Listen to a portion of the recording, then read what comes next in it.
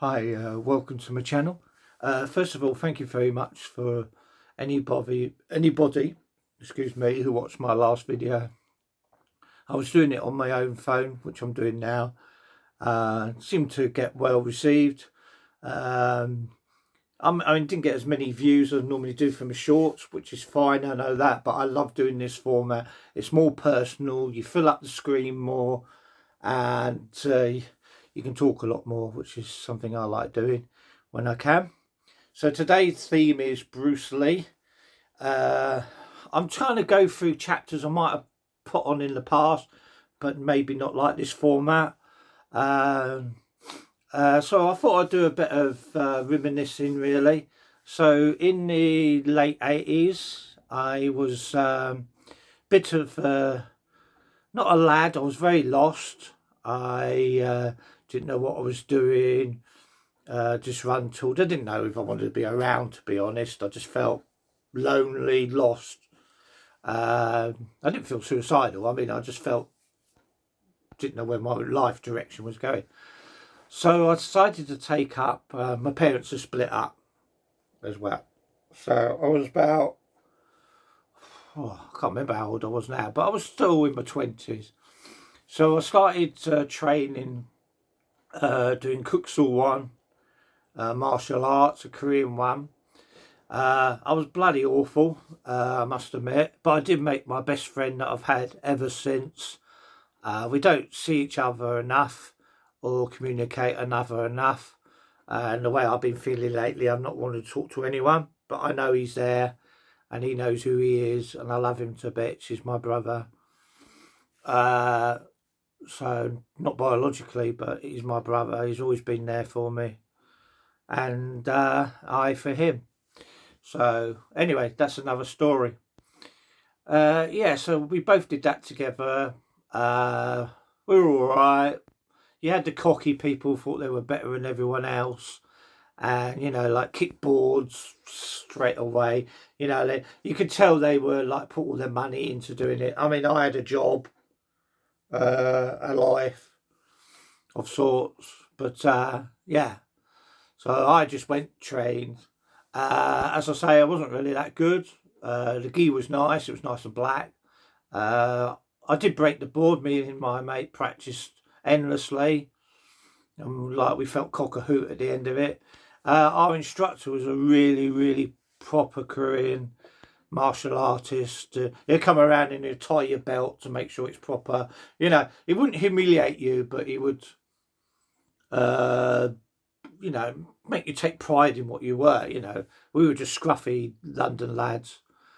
And but on the upside of that, and this is why I'm kind of doing this long format video. I don't know if anyone's going to watch it. That's fine. So what happened was, I should have got something out. I haven't done it, but anyway, I'll do that in another video. So he died, but what I know, the bit I missed out is that he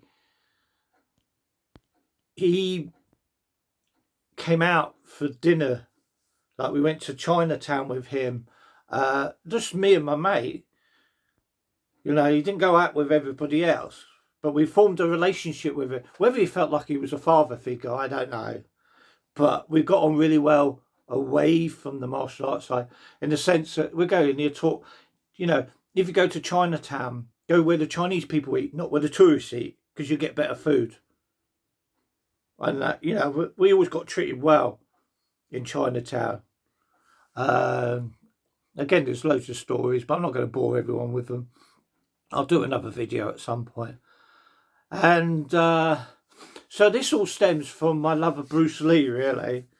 I have got a part 2 that I'll do, which involves a bit later on in my martial arts journey. But I want to focus on Bruce Lee and what he means to me. So obviously, Bruce Lee, to most people, from the movies in the 70s, Enter the Dragon. Because that's when, obviously, he passed away and the hype around Bruce Lee was at its highest. Incidentally, Enter the Dragon is not my favourite Bruce Lee film. I love Fist of Fury. I love the or Chinese Connection it was originally. And so I was aware of him in the 70s, and I watched his films, the ones that were heavily cut.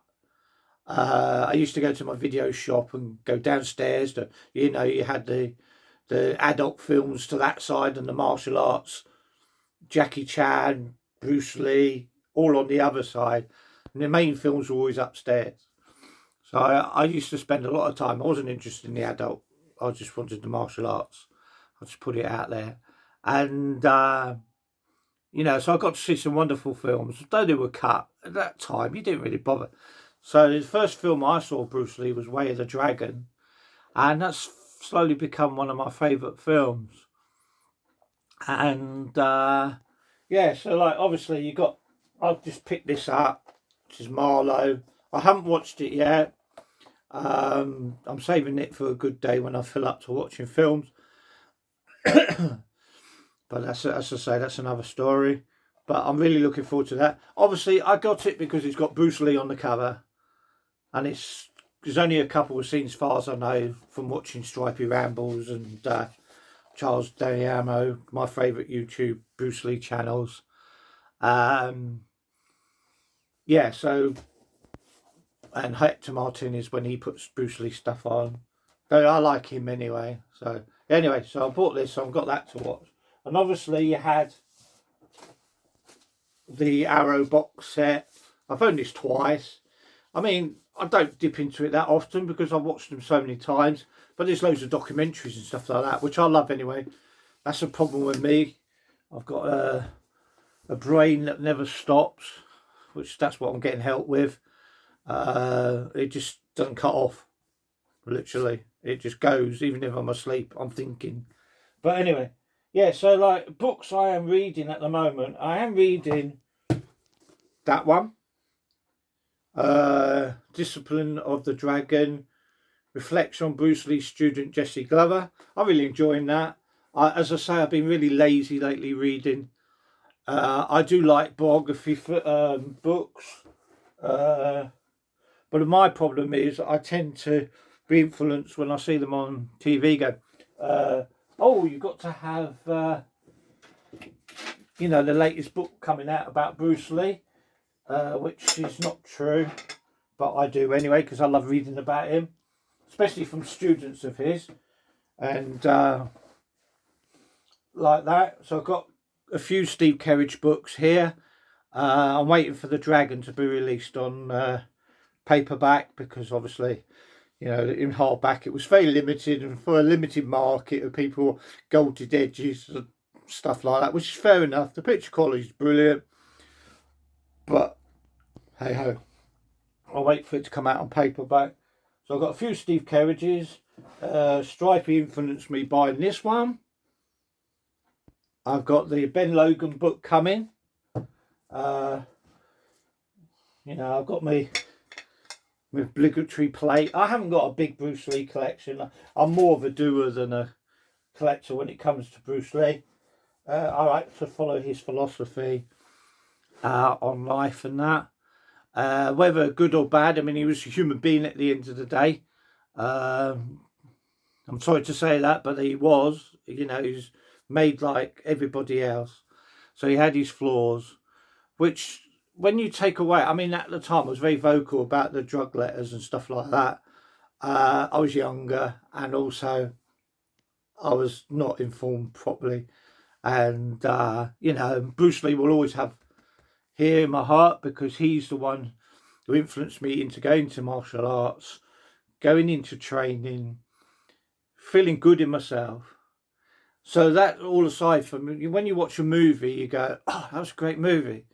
But the more the philosophical side of Bruce Lee, especially interviews, original interviews, I'm not talking about AI and all this modern stuff. I'm not into that. I've put my hands up. I've had many a discussion with different people about using AI, whether it's Bruce Lee in a place he's never been or whatever. I mean, I'm not for it. I want more Bruce Lee in his original format of Bruce Lee I can get.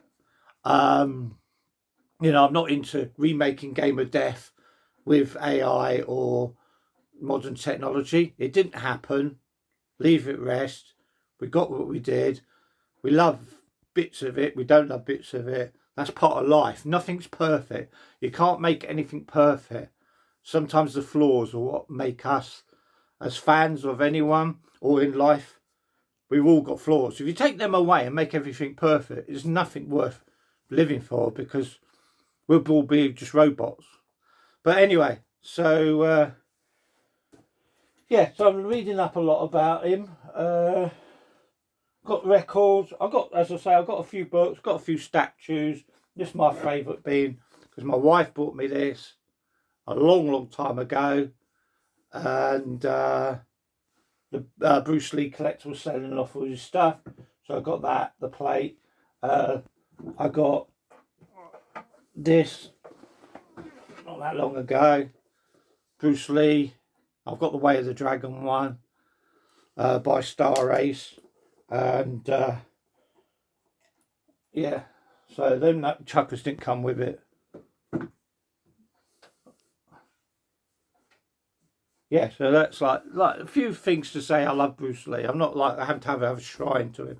I have done in the past. So yeah, so Bruce Lee to me is very personal. Bruce Lee stories are very personal to the person who supports Bruce Lee. A bit like Elvis, a bit like, you know, some of these people, it's your stories that are more interesting than the big story, really, sometimes. And that's what I found in life as well as in Bruce Lee. It's good that people are still keeping his memory alive. It's good that we still have events. If you want, you know, if you're more sociable, I'm not a very sociable person. I'm a very private person, even though I do YouTube videos, which is more for my mental health than anything else. Yeah, so, you know, we're still keeping his name alive.